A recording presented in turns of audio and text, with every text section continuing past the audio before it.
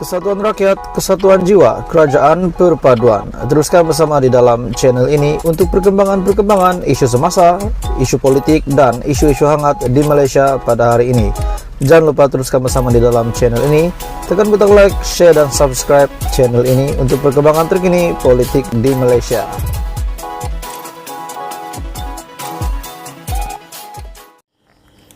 Demi untuk selamat, demi survival, pejuang perlu kerjasama dengan Pakatan Harapan atau Perikatan Nasional.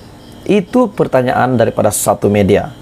Sebelum kita meneruskan berita ini, adakah relevan pejuang untuk menyertai mana-mana gabungan ini antara Pakatan Harapan ataupun Perikatan Nasional? Seperti yang kita tahu, di dalam Perikatan Nasional ada Azmin Ali, manakala Pakatan Harapan Anwar Ibrahim, manakala pejuang Tun Mahathir. Walaupun beliau sudah meletakkan jawatan sebagai pengurusi pejuang, tetapi ikatan itu pasti masih ada. Kita tahu Azmin Ali, Mahathir, dan juga Anwar Ibrahim mempunyai sejarah bersama. Jadi, adakah relevan untuk pejuang bersama-sama dengan PH ataupun PN setelah ramai ataupun beberapa jumlah pemimpin di dalam pejuang telah meletakkan jawatan? Sebelum kita meneruskan isu hangat ini, saya meminta jasa baik kamu tekan butang subscribe, like, dan share video ini supaya ramai lagi tahu tentang isu panas hari ini. Oke, baik tuan-tuan dan bapak semua, kita teruskan. Demi survival, pejuang perlu kerjasama dengan PH atau PN. Pejuang perlu menjalinkan kerjasama dengan parti-parti pembangkang maupun kerajaan demi survival politiknya, kata seorang penganalisis politik susulan kekalahan teruk parti itu pada PRU15 serta peletakan jawatan sejumlah pemimpinnya. Profesor Rusdi Omar dari Universiti Utara Malaysia UUM berkata, hayat pejuang tidak akan lama tanpa bimbingan Dr. Mahathir Mohamad yang telah meletakkan jawatan sebagai pengurusi. Akar umbi pejuang ini hanya di Kedah sahaja. Di tempat lain bergantung kepada PH. Sebelum ini pun semua yang ada dalam pejuang ini merupakan calon-calon yang bertanding di bawah PH pada PRU14. Bila Mahathir tak ada, saya tak nampak sejauh mana mereka akan terus bertahan. Jadi kalau nak bertahan, mereka kena bersama dengan Pakatan Harapan BN ataupun Perikatan Nasional, katanya kepada Malaysia Kini. Adakah kita boleh buat tajuk berita ini Mahathir dah tak ada? Oke, tuan-tuan dan puan semua, kita teruskan. Rusdi berkata demikian ketika mengulas pandangan agar parti serpihan bersatu itu mengambil pendekatan mesra kerajaan. Malaysia Kini sebelum ini difahamkan terdapat ketegangan dalaman berpunca daripada hala 7 parti selepas kalah teruk dalam PRU lalu yang juga menyebabkan beberapa pemimpin bertindak meninggalkan parti. Satu sumber berkata terdapat pandangan supaya pejuang mengambil pendekatan mesra kerajaan baru dengan harapan dapat memasuki pilihan raya negeri tahun hadapan dengan lebih mudah. Satu pihak lagi pula didakwa mahu pejuang kekal bebas dan dibina semula dari bawah. Jadi tuan-tuan dan puan semua, apa komen anda?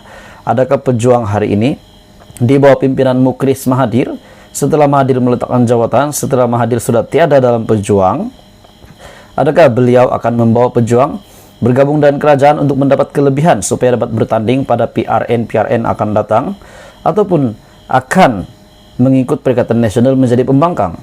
Bagaimanapun, ia masih dakwaan sebelah pihak dan masih belum disahkan dengan pihak yang lain. Mengulas lanjut, Rusdi juga berkata, pendekatan tersebut perlu dibuat pejuang kerana parti itu tidak cukup kuat untuk berdiri sendiri. Ini saya sangat setuju.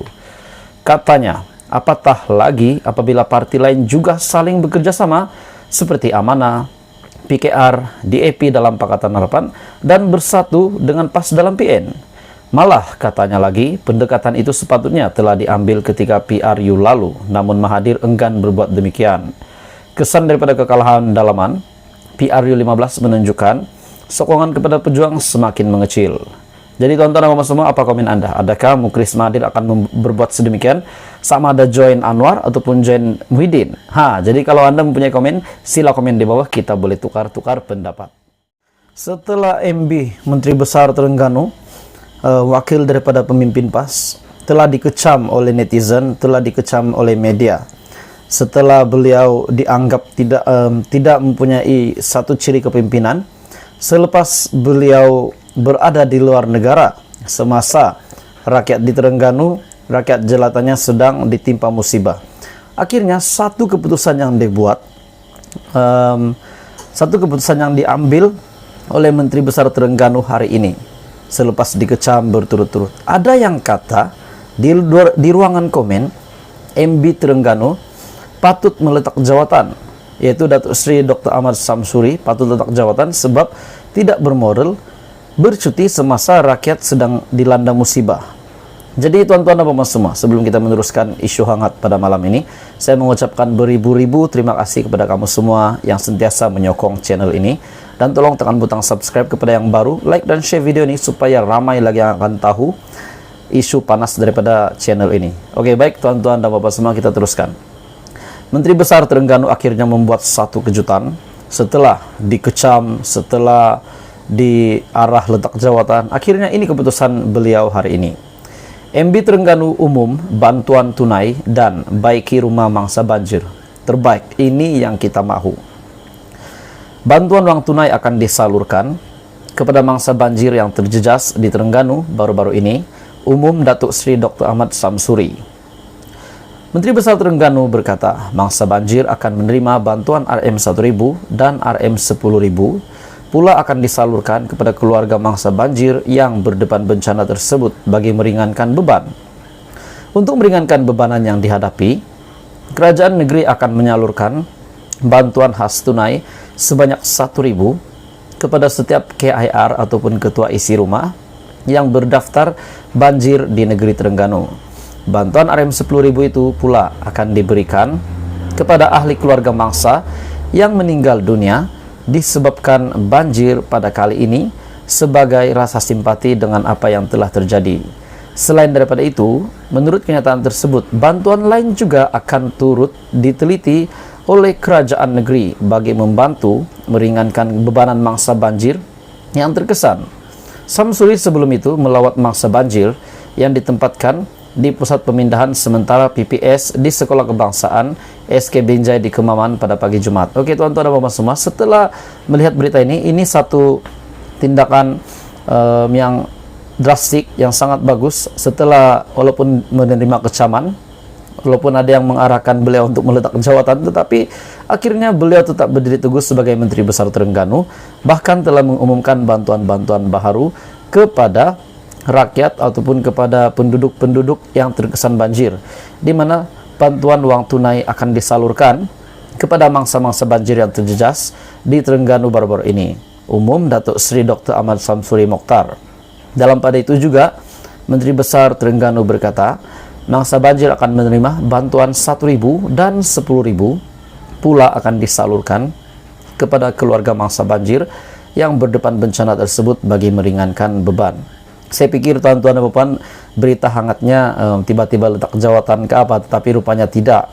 Akhirnya mungkin untuk menebus apa yang telah dia terima kecaman-kecaman, akhirnya tetap berdiri teguh sebagai Menteri Besar Terengganu, akhirnya mengumumkan bantuan baharu kepada rakyat di Terengganu dan yang terjejas banjir. Apapun kita berdoa supaya supaya semuanya dipermudahkan. Tuan-tuan dan puan semua, teruskan bersama di dalam channel ini untuk perkembangan terkini politik di Malaysia.